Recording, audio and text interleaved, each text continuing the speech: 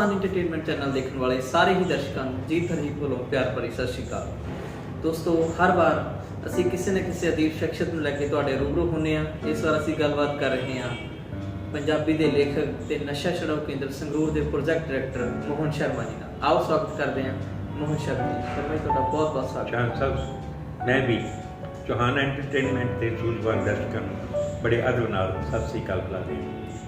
शर्मा जी ਜਿਹੜੇ ਵਿਸ਼ੇ ਤੇ ਆਪਾਂ ਗੱਲ ਕਰ ਰਹੇ ਹਾਂ ਅੱਜ, ਕੁੜੀਆਂ ਚਿੱਟਾ ਲੈ ਰਹੀਆਂ ਨੇ, ਉਹਦੇ ਮੂਲ ਕਾਰਨ ਕੀ? जीत जी ये विषय गंभीर भी है, चिंता से चिंतन करने वाला भी है। गुरबाणी च दर्ज है कि सो क्यों मंदा आखी है जित जमना राजा।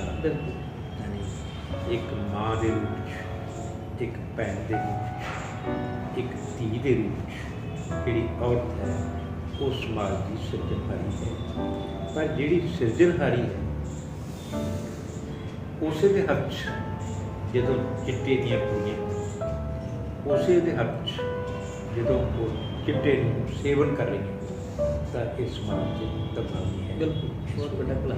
जदों तुसीं कारण तो उत्थे मैं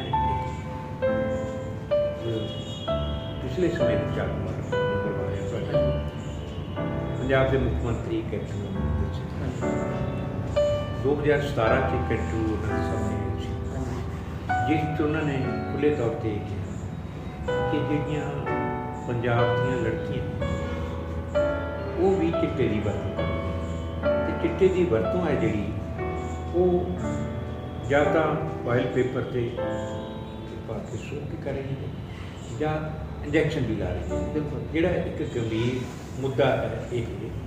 तो हुण जदों असीं कारणा वल जांदे इस तो कारणों के कई एंगल साढ़े सामने आते हैं। पहले सब तो वड्डी जिहड़ी गल है वो सोसाइटी है, संगत है। संगत च जदों एक लड़की कॉलेज तक असीं मनीए जे कॉलेज रेंज है तो मापे गौर रखते हैं नेड़े वाले कॉलेज के, जे लड़की शाम को घरे आती है। उस तो बाद जो इक्को लड़की बाहरले कॉलेजों या लड़की यूनीवर्सिटी चली जाती है तो इंज आप मनीए भी जिमें पंछी है ना जो हले धरती की तुर आसमान तो उसने अडारी मारी है तो जो आसमान च अडारी मार ली लड़कियां भी इस तरीके नाल बिना रोक टोक तो ना कोई मापिਆਂ की पहरेदारी ना कोई समाज की पहरेदारी उन्होंने रही है। तो सिर्फ जी वो सोसाइटी है वो तो डिपेंड है तो उसके असर पै गया। जो ये असर है वो साढ़े सामने सर्वेखण च गल्लां आईयां ने भी कालज दीयां बहुत सारियां लड़कियां, मैं तुहानूं उदाहरण दे के दसांगा भी कालज दीयां बहुत सारियां लड़कियां ने जिहड़ियां चिट्टे दी लपेट च आईयां। वो हुण चिट्टे दी लपेट च पहलां शौक कीतियां ने जिहड़ियां सेवन करवा दिंदियां ते फिर बाद दे विच 2 दिन 3 दिन तक लड़कियां अपने कोलों भी करवा दिंदियां जिहड़ियां पुरानियां ने।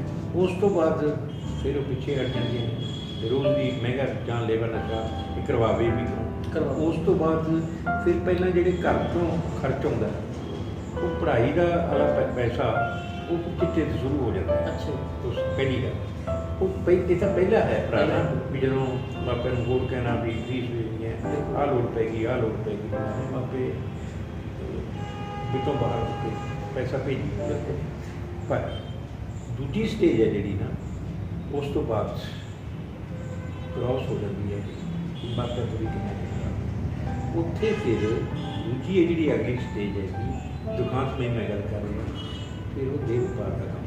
अच्छा क्योंकि पैसे की पूर्ति किमें हो बिल्कुल। अच्छा तोड़ लगती है शरीर में जो एक बार शरीर को लगनी है तो वो तोड़ की पूर्ति वास्ते देव व्यापार का गलत। तीजा ये इस तरीके भी होंगे भी सप्लायर भी बन जाती है नशे। अच्छा क्योंकि वो पैसा कितों आए या तो देव व्यापार या फिर सप्लायर बन के बनती हैं फैक्ट्रियाँ वो फिर बिचों अपना खर्च कर लेंगे और या बिचों अपना नशा भी कर लेंगे।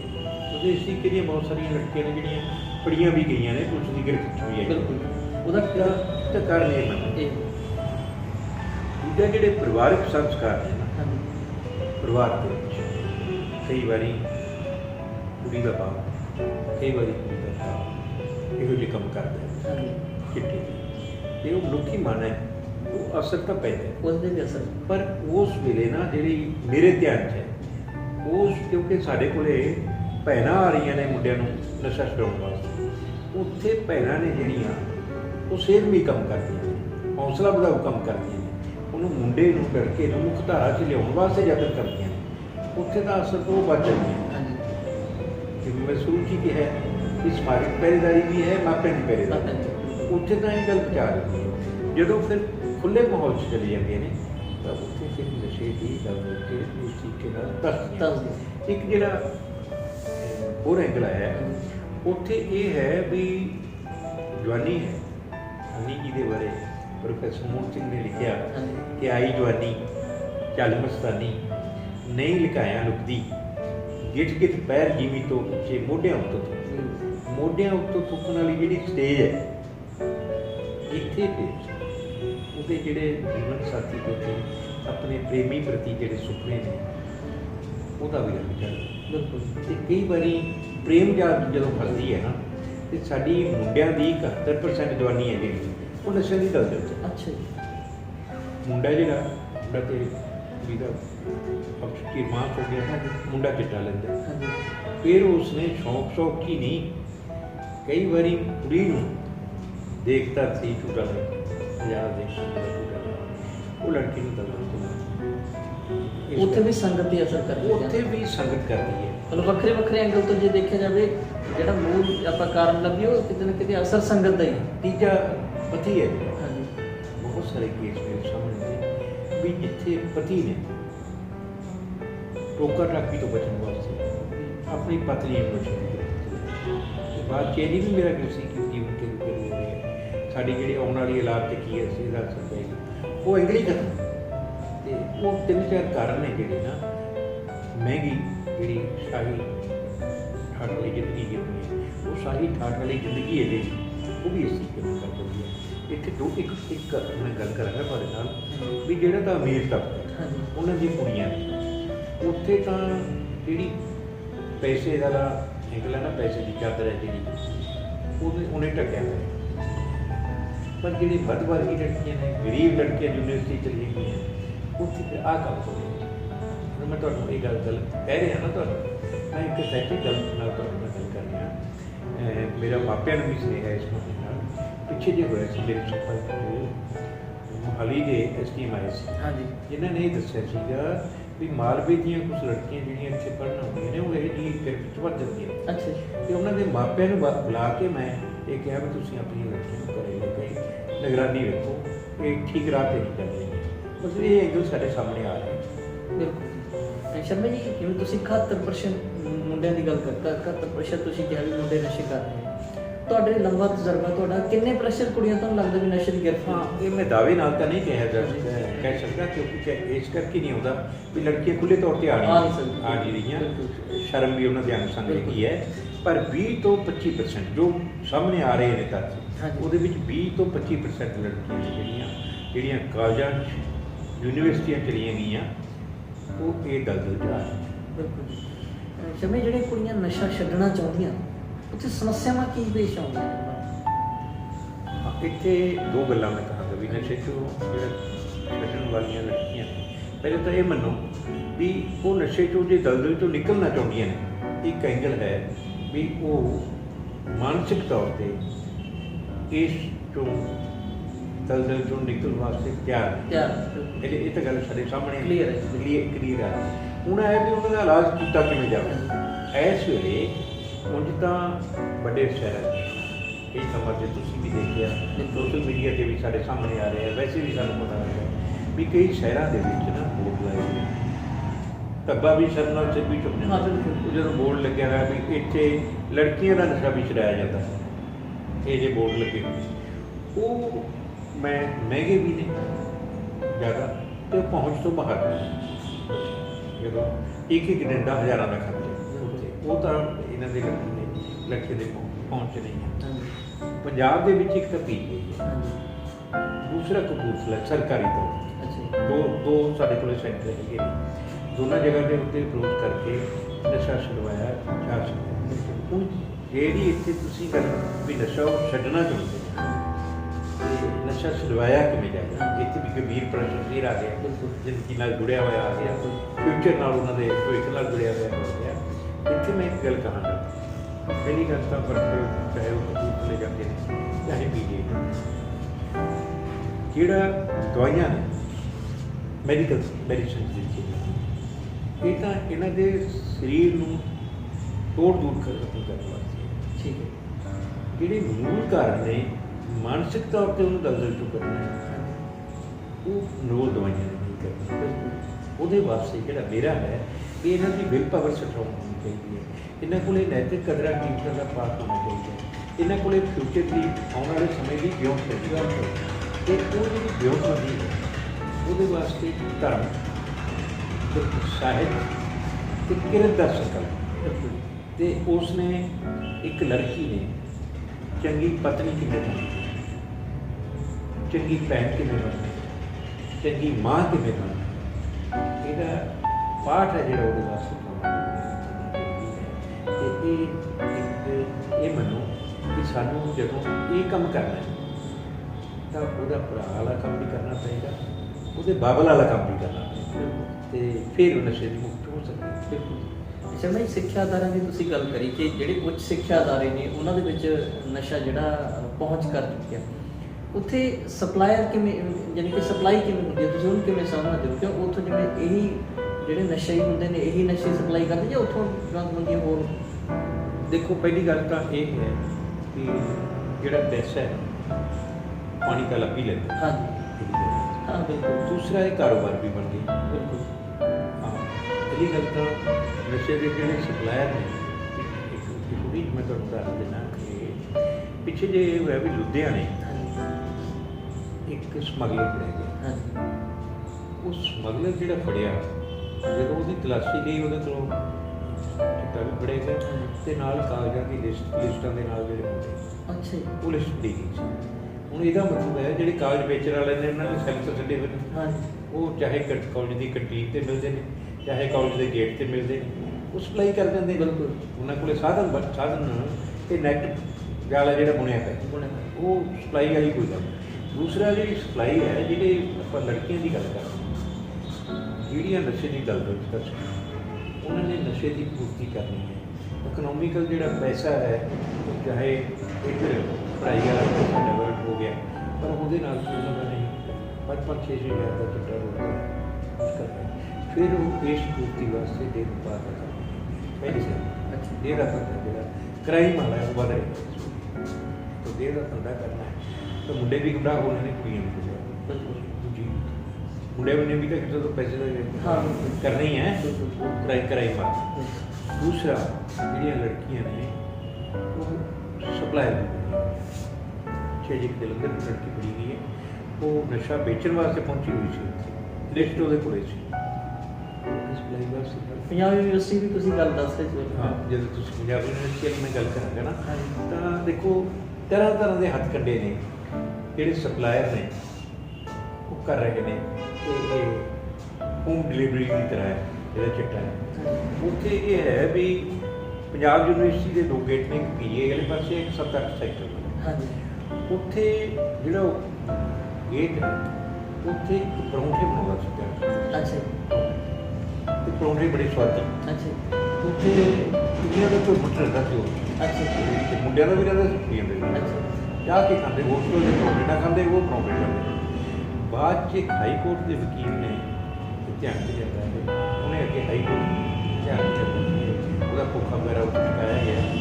ਉਹ ਪਰੌਂਠਿਆਂ ਦੇ ਵਿੱਚ ਸਮੈਕ ਹੈ ਜਿਹੜੀ ਚਿੱਟਾ ਹੈ ਉਹ ਪਾ ਕੇ ਅੱਛਾ ਟੇਸਟੀ ਬੰਦਿਆਂ ਦੇ ਤੇ ਉਹ ਹੁਣ ਇਸ ਤਰੀਕੇ ਦੇ ਵੀ ਹੱਥ ਕੱਢੇ ਨੇ ਜਿਹੜੇ ਅਪਣਾਏ ਜਾ ਰਹੇ। ਕਹਿਣ ਦਾ ਮਤਲਬ ਵੀ ਜਿਹੜੇ ਇਹ ਨਸ਼ਿਆਂ ਦਾ ਵਪਾਰ ਕਰਦੇ ਨੇ ਉਹਨਾਂ ਨੇ ਕਿਤੇ ਨਾ ਕਿਤੇ ਹਰ ਪਾਸੇ ਆਪਣਾ ਜਾਲ ਜਿਹੜਾ ਹੈਗਾ ਉਹ ਵਿਛਾਇਆ ਹੋਇਆ, ਉਹ ਚਾਹੇ ਸਿੱਖਿਆ ਅਦਾਰਿਆਂ ਦੇ ਵਿੱਚ ਹੈ ਚਾਹੇ ਉਹਨਾਂ ਦੇ ਬਾਹਰ ਦੇ ਵਿੱਚ ਲਾ ਲਓ। ਅੱਛਾ ਜਿਹੜੇ ਨਸ਼ਈ ਨੇ ਉਹ ਆਪ ਉਹਨਾਂ ਦਾ ਰਾਹ ਬਣ ਜਾਂਦੇ ਨੇ, ਉਹ ਕਿਤੇ ਆਰਥਿਕਤਾ ਉਹਨਾਂ ਦੇ ਸਾਹਮਣੇ ਜਿਹੜੀ ਵੱਡੀ ਸਮੱਸਿਆ ਖੜੀ ਹੋ ਜਾਂਦੀ ਉਹਦੀ ਪੂਰਤੀ ਲਈ ਉਹ ਉਹਨਾਂ ਦੇ ਹੱਥ ਦਾ ਜਿਵੇਂ ਕਹਿੰਦੇ ਨੇ ਆਪਾਂ ਗਾਹਕ ਬਣਦੇ ਨੇ। ਸ਼ਰਮਾ ਜੀ ਸਰਕਾਰ ਵੱਲੋਂ ਤੁਸੀਂ ਕੀ ਪ੍ਰਬੰਧ ਸੁਧਾਰ ਨਾਲ ਹੋਣੇ ਚਾਹੀਦੇ ਨੇ ਕਿ ਕੁੜੀਆਂ ਨਸ਼ਾ ਛੱਡਣ? ਇਹ ਮਤਲਬ ਵੱਧ ਤੋਂ ਵੱਧ ਕੁੜੀਆਂ ਨੂੰ ਆਪਾਂ ਨਸ਼ਾ ਛੁਡਾ ਸਕੀਏ, ਕਿਸ ਤਰ੍ਹਾਂ ਦੇ ਸਿਹਤ ਵਿਭਾਗ ਵੱਲੋਂ ਪ੍ਰਬੰਧ ਤੁਸੀਂ? ਦੇਖੋ, ਮੈਂ ਜਿਵੇਂ ਤੁਹਾਨੂੰ ਗੱਲ ਕੀਤੀ ਹੈ ਵੀ ਇਸ ਵੇਲੇ ਜਾਂ ਤਾਂ PGI ਹਾਂਜੀ ਜਾਂ ਫਿਰ ਕਪੂਰਥਲਾ, ਮੈਂ ਇੰਨਾ ਕੁ ਸਾਧਨ ਉਸ ਦੇ ਉੱਤੇ ਸੰਤੁਸ਼ਟ ਹਾਂ। ਇੱਕ ਨਾਗਰਿਕ ਹੋਣ ਦੇ ਨਾਤੇ, ਇੱਕ ਲੋਕਾਂ ਦੇ ਡਰ ਦੇ ਨਾਤੇ, ਇੱਕ ਆਪਣੇ ਤਜਰਬੇ ਦੇ ਆਧਾਰ 'ਤੇ ਮੈਂ ਕਹਿ ਰਿਹਾ, ਮਤਲਬ ਛੁੱਟੀ ਨੇ 2-3 ਉਦਾਹਰਨਾਂ ਵੀ ਦਿੰਦਾ। ਇਹਦੇ ਵਾਸਤੇ ਘੱਟ ਤੋਂ ਘੱਟ ਪੰਜਾਬ ਦੇ ਵਿੱਚ ਚਾਹੇ 2 ਜ਼ਿਲ੍ਹੇ ਨੇ, 2 ਨੇ, ਘੱਟ ਤੋਂ ਘੱਟ 22 ਜ਼ਿਲ੍ਹੇ ਨੇ, 8 ਸੈਂਟਰ ਚਾਹੀਦੇ ਨੇ ਇਸ ਵਾਸਤੇ। ਪਹਿਲੀ ਗੱਲ ਤਾਂ ਸੈਂਟਰ ਖਰਚਾ ਜਿਹੜਾ ਲੜਕੀਆਂ ਦਾ, ਕਿਉਂਕਿ ਉਹ ਤਾਂ ਪਹਿਲਾਂ ਹੀ ਪੀੜਤ ਨੇ ਅਤੇ ਉਹ ਮਾਪਿਆਂ ਨੇ ਵਿਆਹ ਹੋਇਆ ਉਹਨਾਂ ਨੇ ਆਰਥਿਕ ਪੱਖ ਤੋਂ, ਅਤੇ ਉਹਨਾਂ ਕੋਲ ਵੀ ਕੁਛ। ਅੱਛਾ, ਪਰਿਵਾਰ ਵੱਲੋਂ ਵੀ ਦੁਰਕਾਰੀਆਂ ਜਾਂਦੀਆਂ ਨੇ ਜਦੋਂ ਨਸ਼ੇ ਹੀ ਲੱਗੇ, ਚਾਹੇ ਉਹ ਸਹੁਰਾ ਪਰਿਵਾਰ ਹੈ, ਚਾਹੇ ਉਹ, ਕਿਉਂਕਿ ਜਿਵੇਂ ਤੁਸੀਂ ਗੱਲ ਦੱਸ ਰਹੇ ਹੋ ਉਹਨਾਂ ਨੂੰ ਅੱਖਾਂ ਪਰੋਖੇ ਕੀਤਾ ਜਾਂਦਾ ਕਿ ਵਿਆਹ ਇਹ ਸਾਡਾ ਕਲੰਕਤ ਕੀਤਾ ਜਾਂਦਾ। ਇਹ ਜਿਹੜੀ ਐਂਗਲ ਹੈ ਨਾ, ਮੈਂ ਜੀ ਗੱਲ ਤਾਂ ਮੈਂ ਕਹਿੰਦਾ ਵੀ ਇਹ 8 ਸੈਂਟਰ ਹੋਣਾ ਚਾਹੀਦਾ, ਇਹਨਾਂ 'ਤੇ ਖਰਚ ਕੋਈ ਫ੍ਰੀ ਆਫ ਕਾਸਟ ਹੋਣਾ ਚਾਹੀਦਾ। ਇਹਨੇ ਖਾਣਾ ਮੈਡੀਸਨ ਵਗੈਰਾ ਸਭ ਕੁਛ ਫ੍ਰੀ ਹੋਣੀ ਚਾਹੀਦੀ ਹੈ, ਤਾਂ ਕਿ ਇਹ ਮੁੱਖ ਧਾਰਾ 'ਚ ਆ ਕੇ ਸਮਾਜ ਦੀ ਪ੍ਰਗਤੀ 'ਚ ਹਿੱਸਾ। ਦੂਜਾ, ਜਿਵੇਂ ਤੁਸੀਂ ਕਿਹਾ ਵੀ ਇਹ ਸਮਾਜ ਵੱਲੋਂ, ਇਹ ਪਰਿਵਾਰ ਵੱਲੋਂ ਅਧਿਕਾਰੀਆਂ ਜਾਂਦੀਆਂ। ਇੱਥੇ ਮੈਂ ਮਤਲਬ ਨਿੱਜੀ ਅਨੁਭਵ 'ਚੋਂ ਕਹਿ ਰਿਹਾ ਵੀ ਨਸ਼ਾ ਕਰਨ ਵਾਲਾ ਚਾਹੇ ਮੁੰਡਾ ਹੈ ਚਾਹੇ ਕੁੜੀ ਹੈ, ਜੇ ਆਪਾਂ ਕੁੜੀ ਦੀ ਗੱਲ ਕਰਦੇ ਹਾਂ ਤਾਂ ਉਹ ਜ਼ਿੰਦਗੀ ਦੀ ਖਲਨਾਇਕਾ ਨਹੀਂ ਹੈ, ਬਿਲਕੁਲ ਵਿਲੀਅਨ ਨਹੀਂ ਹੈ, ਬਿਲਕੁਲ ਉਹ ਤਾਂ ਪੀੜਤ ਹੈ। ਅਤੇ ਉਹ ਪੀੜਤਾਂ ਨਾਲ ਅਸੀਂ ਜਿਹੜਾ ਵਰਤਾਓ ਕਰਨਾ ਹੈ ਉਹ ਤਾਂ ਹਮਦਰਦੀ ਭਰਿਆ, ਉਹਨੂੰ ਪਿਆਰ ਦੀ ਵੀ ਲੋੜ ਹੈ, ਸਤਿਕਾਰ ਦੀ ਵੀ ਲੋੜ ਹੈ, ਉਪਲਬਧ ਦੀ ਵੀ ਲੋੜ ਹੈ। ਉਹਦੀ ਤਾਂ ਬਾਂਹ ਫੜ ਕੇ ਉਹਨੂੰ ਕਹਿਣਾ ਪਏਗਾ ਵੀ ਆ ਬੇਟਾ ਤੈਨੂੰ ਪਤਾ। ਜਦੋਂ ਮੈਂ ਇਹ ਗੱਲ ਕਰਾਂਗਾ ਨਾ, ਇੱਥੇ ਛੋਟੀ ਜਿਹੀ ਮੈਂ ਉਹ ਗੱਲ ਕਰਾਂਗਾ ਵੀ ਇਹਨਾਂ ਨੂੰ ਜਿਹੜੇ ਨਸ਼ਈ ਨੇ, ਚਾਹੇ ਮੁੰਡੇ ਨੇ ਚਾਹੇ ਕੁੜੀਆਂ ਨੇ, ਇਹਨਾਂ ਨੂੰ ਮੈਂ ਇੱਕ ਗੱਲ ਕਹਿਣਾ ਹੁੰਦਾ ਵੀ ਇਹ ਸੁੱਕੇ ਖੂਹ ਦੇ ਵਾਸੀ ਨੇ। ਸੁੱਕਾ ਖੂਹ ਹੈ ਜਿਹੜਾ, ਉਹ 'ਚ ਡਿੱਗ ਪਏ। ਅੱਛਾ ਜੀ, ਚਲੋ ਕੁੜੀਆਂ ਲਈ ਆਪਾਂ ਵੀ ਡਿੱਗ ਪਈਆਂ ਖੂਹ ਦੇ ਵਿੱਚ। ਹੁਣ ਖੂਹ ਤੋਂ ਬਾਹਰ ਨਿਕਲਣ ਵਾਸਤੇ ਉਹ ਹੱਥ ਪੈਰ ਮਾਰਦੇ। ਜਦੋਂ ਸਾਡੇ ਕੋਲੇ ਕੋਈ ਆ ਜਾਂਦਾ ਵਿੱਚ ਤਾਂ ਅਸੀਂ ਇੰਨਾ ਕਨਫਰਮ ਕਰ ਲੈਂਦੇ ਹਾਂ ਵੀ ਇਹ ਛੱਡਣਾ। ਇਹਦੀ ਇੱਕ ਬਿਲ ਪਾਵਰ ਤਾਂ ਹੈਗੀ ਹੈ ਨਾ ਵੀ ਜਿਹੜਾ ਪੁੱਛਦੇ ਵੀ ਨਾਲ ਕੌਣ ਆਇਆ, ਅਤੇ ਸਾਰੀ ਹਿਸਟਰੀ ਇਹ ਵੀ ਲੈ ਲੈਂਦੇ ਵੀ ਇਹ ਲੈ ਕੇ ਆਏ ਨੇ ਜੇ ਤੂੰ ਆਪਣੇ ਆਪ ਉੱਥੋਂ ਅਸੀਂ ਕੱਢਣਾ ਹੁੰਦਾ ਹੈ ਉਹਦਾ ਸਾਰਾ।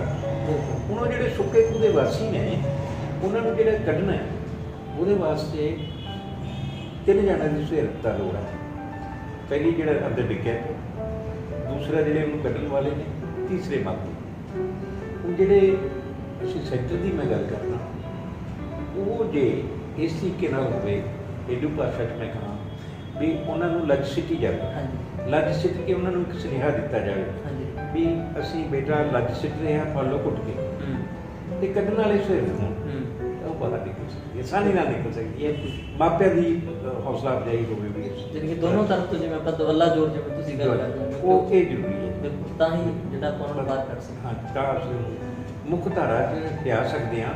ਇੱਕ ਚੰਗੀ ਭੈਣ ਵੀ ਬਣ ਸਕਦੀ ਹੈ, ਚੰਗੀ ਧੀ ਵੀ ਬਣ ਸਕਦੀ ਹੈ, ਚੰਗੀ ਪਤਨੀ ਵੀ ਬਣ ਸਕਦੀ ਹੈ। ਅਤੇ ਇਹਨਾਂ ਨੂੰ ਦਤਕਾਰਨ ਦਾ ਨਹੀਂ, ਇਹਨਾਂ ਨੂੰ ਤਾਂ ਸਾਨੂੰ ਮੂਲ ਕਾਰਨ ਲੱਭ ਕੇ ਉਹਨਾਂ ਦਾ ਹੱਲ ਕਰਨਾ, ਸਮਾਧਾਨ ਕਰਨਾ। ਜਿਹੜੇ 8 ਸੈਂਟਰਾਂ ਦੀ ਤੁਸੀਂ ਗੱਲ ਕਰਦੇ ਹੋ, ਇੱਥੇ ਸਟਾਫ ਦੀ ਤੁਸੀਂ ਕੀ ਸੋਚਦੇ ਹੋ ਵੀ ਪੁਰਸ਼ ਸਟਾਫ ਮੇਰੇ ਮੁਤਾਬਿਕ ਟ੍ਰੇਨ ਲੇਡੀ ਸਟਾਫ ਹੋਣਾ ਚਾਹੀਦਾ, ਕਿਉਂਕਿ ਲੜਕੀਆਂ ਨੇ ਜਿਹੜੀਆਂ, ਲੜਕੀਆਂ ਦਾ ਕੰਮ, ਲੜਕੀਆਂ ਨੇ ਜਿਹੜੀਆਂ, ਉਹਨਾਂ ਦੀ ਪੀੜਾ ਇੱਕ ਔਰਤ ਇਹ ਔਰਤ ਦੀ ਪੀੜਾ ਨੂੰ ਸਮਝ ਸਕਦੀ ਹੈ ਜ਼ਿਆਦਾਤਰ, ਬਿਲਕੁਲ। ਅਤੇ ਉਹਨਾਂ ਨੂੰ ਹਮਦਰਦ ਬਣ ਕੇ ਜਿਹੜੀਆਂ ਲੜਕੀਆਂ ਨੇ, ਟ੍ਰੇਨ ਸਟਾਫ ਹੈ, ਉਹ ਉਹਨਾਂ ਨੂੰ ਮੁੱਖ ਧਾਰਾ 'ਚ ਲਿਆ ਸਕਦਾ। ਬਿਲਕੁਲ। ਸ਼ਰਮਾ, ਨਸ਼ਾ ਛੱਡਣ ਲਈ ਮਾਨਸਿਕਤਾ ਬਦਲਣ ਦੀ ਲੋੜ ਹੈ। ਪਹਿਲਾਂ ਤਾਂ ਜਿਹੜੀ ਗੱਲ ਤੁਸੀਂ ਕਰਦੇ ਹੋ, ਪੀੜਤ ਆਪਣੀ ਮਾਨਸਿਕਤਾ ਦਾ ਬਦਲ ਕੀ ਹੁੰਦਾ ਹੈ। ਨਸ਼ਾ ਛੁਡਾਊ ਕੇਂਦਰਾਂ ਨੂੰ ਤੁਸੀਂ ਕੀ ਸੁਨੇਹਾ ਦੇਣਾ ਚਾਹੁੰਦੇ ਕਿ ਉਹ ਕਿਸ ਤਰੀਕੇ ਨਾਲ ਇਲਾਜ ਕਰਨ? ਦੇਖੋ, ਇੱਕ ਗੱਲ ਹੈ ਜਿਵੇਂ ਤੁਹਾਨੂੰ ਸ਼ੁਰੂ 'ਚ ਹੀ ਕਿਹਾ ਵੀ ਉਹਨਾਂ ਅੰਦਰ ਜ਼ਿੰਦਗੀ ਪ੍ਰਤੀ ਸੁਗਰਤਾ, ਜ਼ਿੰਦਗੀ ਭਵਿੱਖ 'ਚ ਉਹਦੀ ਜ਼ਿੰਦਗੀ ਖੂਬਸੂਰਤ ਹੋਵੇ, ਇਹ ਸੋਚਾਂ ਨੇ ਜਿਹੜੀਆਂ ਉਹਦੇ ਅੰਦਰ ਪੈਦਾ ਕਰਨੀਆਂ ਪੈਂਦੀਆਂ। ਇਸ ਵਾਸਤੇ ਮੈਂ ਨਿੱਜੀ ਅਨੁਭਵ ਦੇ ਆਧਾਰ 'ਤੇ ਕਹਿਣਾ ਵੀ ਇੱਕ ਤਾਂ ਹੈ ਸਰੀਰਕ ਇਲਾਜ, ਇੱਕ ਹੈ ਮਾਨਸਿਕ ਇਲਾਜ।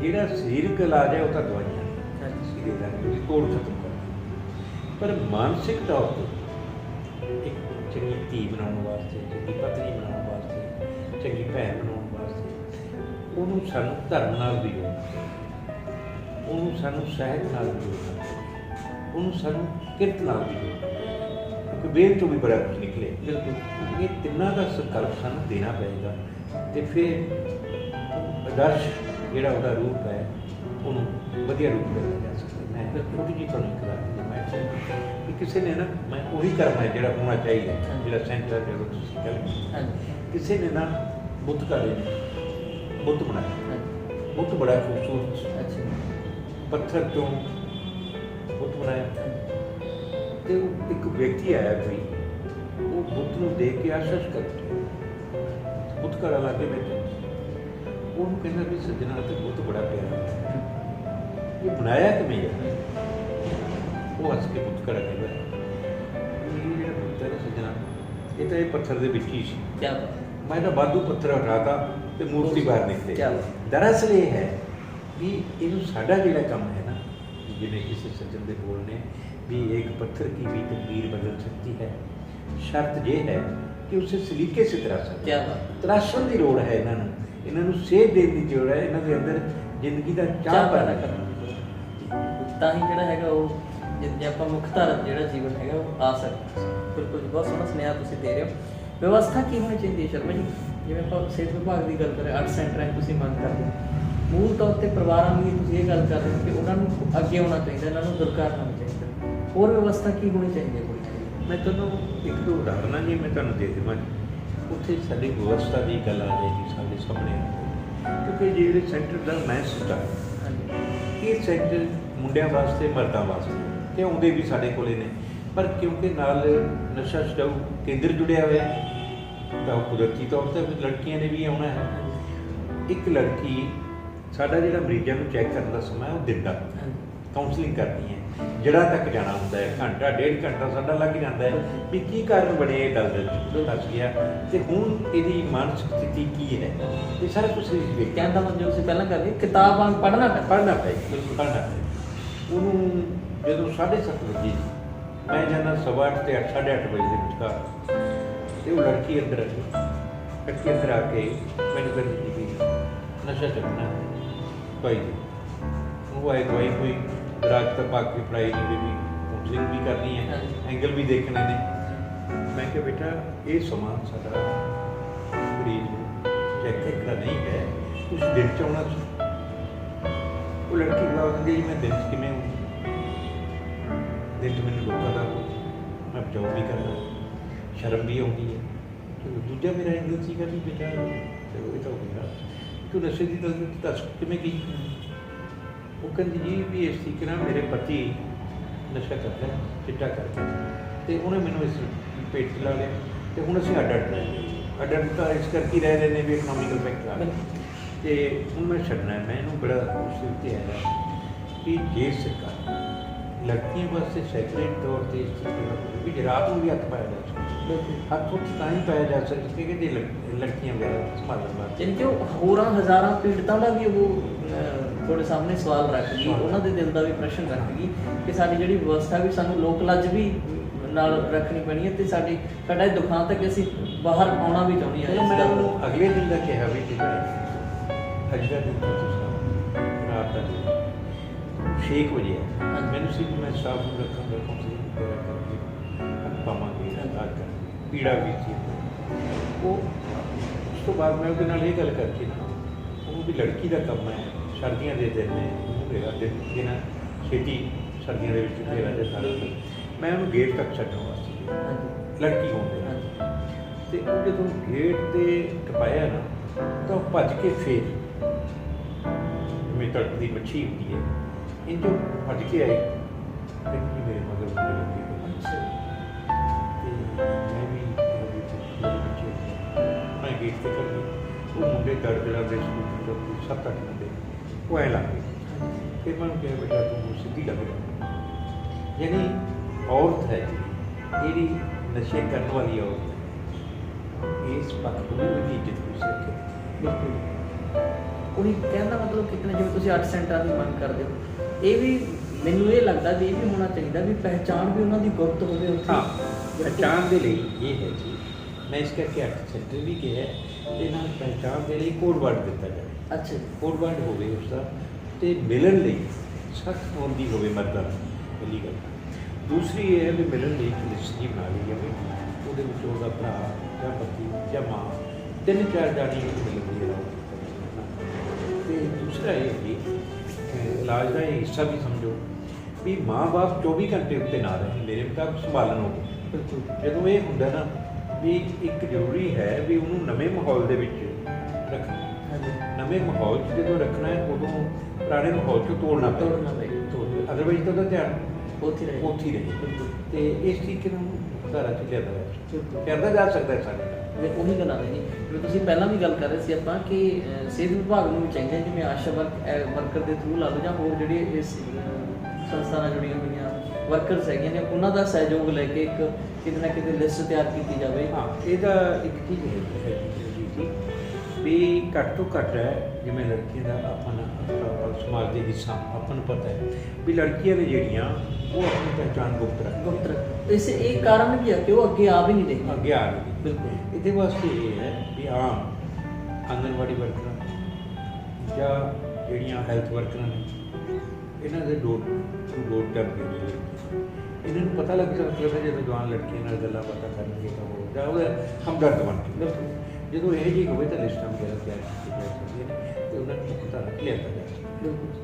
ਮੈਨੂੰ ਇਹ ਲੱਗਦਾ ਸ਼ਰਮਾ ਜੀ ਘਰਾਂ ਨਾਲੋਂ ਜ਼ਿਆਦਾ ਜਿਹੜੇ ਸਿੱਖਿਆ ਅਦਾਰੇ ਨੇ ਉੱਥੇ ਜ਼ਿਆਦਾ ਮੇਰੀ ਸ਼ਾਇਦ ਕਾਉਂਸਲਿੰਗ ਦੀ ਲੋੜ ਹੈ। ਯੂਨੀਵਰਸਿਟੀਆਂ, ਕਾਲਜ, ਹਾਇਰ ਐਜੂਕੇਸ਼ਨ ਦੇ ਜਿਹੜੇ ਕਾਲਜ ਦਾ ਇਸ ਬੈਲਟ ਦੀ ਵੀ ਆਪਾਂ ਗੱਲ ਕਰਾਂਗੇ। ਇਸ ਬੈਲਟ ਕੀ ਬਹੁਤ ਹੈ, ਬਿਲਕੁਲ ਕੁਛ ਹੈ। ਉਹੀ ਚੀਜ਼ ਹੈ ਜੀ, ਆਪਾਂ ਨੂੰ ਅਸਲ ਤਾਂ ਕਾਉਂਸਲਿੰਗ ਦੀ ਉੱਥੇ ਲੋੜ ਹੈ, ਕਿਤੇ ਨਾ ਕਿਤੇ ਉਹਨਾਂ ਨੂੰ ਆਪਾਂ ਉੱਥੋਂ ਪੜ੍ਹਾਇਆ ਜਾਵੇ, ਕਿਉਂਕਿ ਜੜ ਨੂੰ ਜੇ ਹੱਥ ਪਾਇਆ ਜਾਵੇ ਤਾਂ ਆਪਾਂ ਇਹ ਰਾਹ ਤੋਂ ਮੋੜ ਸਕਦੇ ਹਾਂ ਕੁੜੀਆਂ ਨੂੰ। ਸਾਡੇ ਲਈ ਇਹ ਕਲੰਕ ਵੀ ਹੈ ਦੋਸਤੋ ਕਿ ਸਾਡੇ ਸਮਾਜ ਦੇ ਉੱਪਰ ਲੱਗਿਆ ਹੋਇਆ ਕਿ ਕੁੜੀਆਂ ਦਾ ਨਸ਼ਈ ਹੋਣਾ ਬਹੁਤ ਦੁਖਦਾਈ ਹੈ। ਇਹਨਾਂ ਨੂੰ ਕਿਸ ਤਰੀਕੇ ਨਾਲ ਕੱਢਿਆ ਜਾ ਸਕਦਾ, ਸ਼ਰਮਾ ਜੀ ਨੇ ਬਹੁਤ ਵਿਚਾਰ ਆਪਣੇ ਰੱਖੇ ਤਜਰਬੇ ਦੇ ਆਧਾਰ 'ਤੇ, ਕਿਉਂਕਿ ਲੰਮੇ ਸਮੇਂ ਤੋਂ ਇਹ ਨਸ਼ਾ ਛੁਡਾਊ ਕੇਂਦਰ ਜਿਹੜਾ ਹੈਗਾ ਸੰਗਰੂਰ ਚਲਾ ਰਹੇ ਨੇ, ਅਤੇ ਕਿੰਨੇ ਪਰਿਵਾਰਾਂ ਨੂੰ ਇਹਨਾਂ ਨੇ ਪੁੱਤ ਮੋੜੇ ਨੇ, ਕਿੰਨੀਆਂ ਜਿਹੜੀਆਂ ਹੈਗੀਆਂ ਨੇ ਔਰਤਾਂ ਉਹਨਾਂ ਦੇ ਪਤੀ ਮੋੜੇ ਨੇ, ਅਤੇ ਕਿੰਨੀਆਂ ਭੈਣਾਂ ਨੂੰ ਭਰਾ ਦਿੱਤੇ ਨੇ। ਮੁੱਖ ਧਾਰਾ ਦੇ ਵਿੱਚ ਇਹਨਾਂ ਨੇ ਬਹੁਤ ਸਾਰੇ ਜਿਹੜੇ ਸੱਜਣ ਲੈ ਕੇ ਆਉਂਦੇ ਨੇ। ਸ਼ਰਮਾ ਜੀ ਤੁਸੀਂ ਸਾਡੇ ਚੈਨਲ ਨੂੰ ਸਮਾਂ ਦਿੱਤਾ, ਤੁਹਾਡਾ ਬਹੁਤ ਬਹੁਤ ਧੰਨਵਾਦ। ਸਤਿ ਸ਼੍ਰੀ ਅਕਾਲ। ਚੌਹਾਨ ਇੰਟਰਟੇਨਮੈਂਟ ਤੁਹਾਡਾ ਆਪਣਾ, ਤੁਹਾਡੇ ਲਈ।